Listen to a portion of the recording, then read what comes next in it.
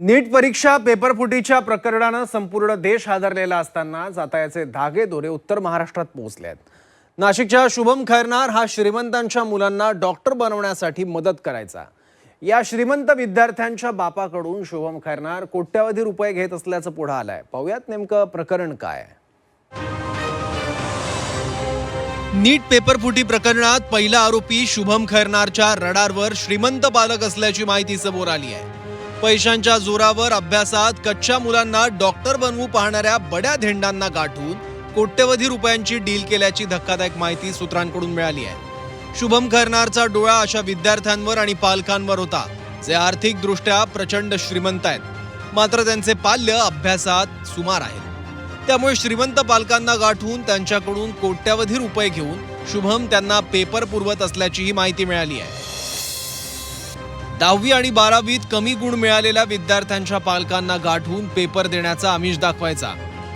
नाशिकमधील काही मोठ्या कोचिंग क्लासेसचे संचालक पालकांना शुभमचा संदर्भ देत असल्याची माहिती। यासाठी क्लास संचालकांना मोठं कमिशन मिळत असल्याची देखील चर्चा आहे। या व्यवहारांसाठी विविध बँक खात्यांमधून कोट्यवधी रुपयांचा व्यवहार झाल्याची माहिती। एक दिवस आधी रात्री पेपर फुटला म्हणून ती कॅन्सल करण्यात आलेली आहे। ही अतिशय चिंताची आणि मी तर म्हणे याच्या लाजिरवाणी बाब आहे सरकारच्या बाबतीत, आणि यावर सरकारने योग्य ते चौकशी करून आणि कडक कारवाई करावी। कारण यामध्ये 22 लाख विद्यार्थी नव्हे तर 22 लाख विद्यार्थ्यांचे पालक, म्हणजे असे 66 लाख लोकांचे याच्यामध्ये स्ट्रेस, 66 लाख लोकांची यामध्ये चिंता, कष्ट हे वाढलेले आहे, त्रास वाढलेला आहे। अशा प्रकारे पैसे घेऊन ज्यांच्याकडे पात्रताही नाही असे लोक डॉक्टर बनतील, त्यामुळे या प्रकरणानंतर तीव्र संताप व्यक्त करण्यात येतोय। गुणवत्तेच्या जोरावर डॉक्टर होऊ पाहणाऱ्या लाखो प्रामाणिक विद्यार्थ्यांच्या भविष्यासोबत हा खेळ सुरू असल्याची भावना पालकांमध्ये आहे।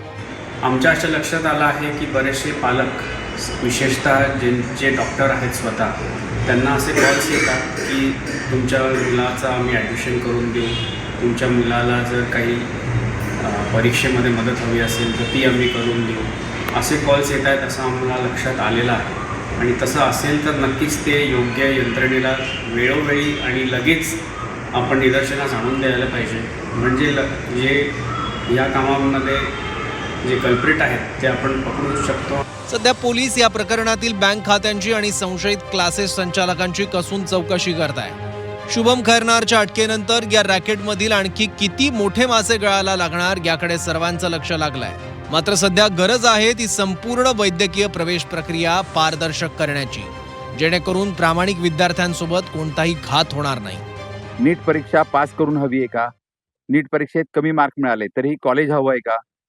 कुठल्या कॉलेजमध्ये MBBS ला ऍडमिशन हवी आहे? असे अनेक फोन कॉल्स हे सातत्यानं डॉक्टर पालकांना येत असतात। हा सुद्धा याच घोटाळ्याचा एक मोठा भाग आहे। यामध्ये महाविद्यालय सुद्धा एजंटांच्या माध्यमातून आपलं उखळ पांढरं करून घेत असतात। त्यामुळे दरवर्षी वैद्यकीय क्षेत्रात कोट्यवधी रुपयांच्या काळ्या पैशाची उलाढाल ही सातत्यानं होताना दिसते। योगेश खरे, झी 24 तास, नाशिक।